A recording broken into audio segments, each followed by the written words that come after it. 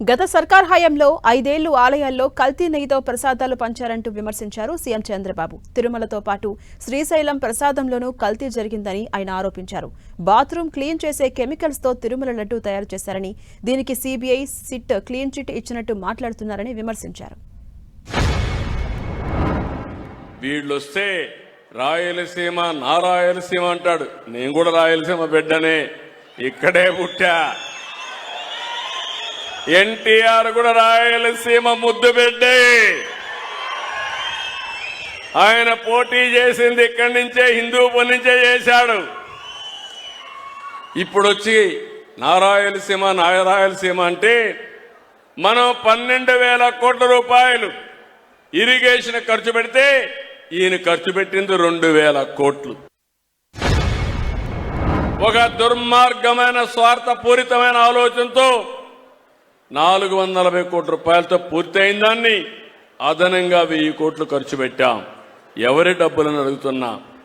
మీరు పే చేసే tax payers money.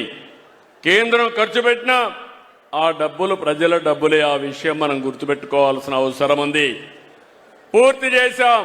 మీ అందరికీ హామీ ఇస్తున్నా, 2027 జూన్ లోపల పుష్కరాల కంటే ముందు గోదావరి పూర్తి చేసి జాతికి అంకితం చేస్తాం. 5 సంవత్సరాలు కల్తీ అయిన గీ బాధేస్తుంది. అలాంటి గీ తీసుకొచ్చారు. మామూలు కెమికల్స్ తో తయారు చేశారు. పేపర్లో వస్తే నాకే ఆశ్చర్యం వస్తా ఉంది.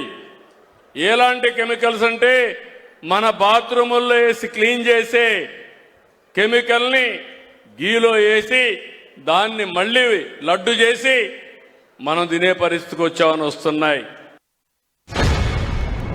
కెమికల్స్ 2 ఉన్నాయి. కెమికల్స్ వాడినప్పుడు కొన్ని వెజిటబుల్ వాడతారు. వెజిటబుల్ ఫ్యాట్ వాడితే ఎక్కువ రేటు, అనిమల్ ఫ్యాట్ అయితే తక్కువ రేటు. అది కూడా కలిపారని ఎన్డీడీబీ రిపోర్ట్ ఇచ్చే పరిస్థితికి వచ్చింది. నిన్నే మాట్లాడాడు. సిబిఐ ఇచ్చింది, సిట్ ఇచ్చింది, ఏమీ లేదని చెప్పింది అని అంటాడు. వాళ్ళ బాబాయ్ నిన్నే మాట్లాడతాడు. సిట్ చెప్పింది కల్తీ ఉందనింది, కానీ ఎనిమల్ ఫ్యాట్ లేదని మాట్లాడతాడు. నేను మాట్లాడలేదు. నేను ఎందుకంటే ఒక భక్తుడిగా చెప్తున్నా, నేను కూడా మాట్లాడకూడదు. వెంకటేశ్వర స్వామి పవిత్రత కోసం అని ఆలోచించాను.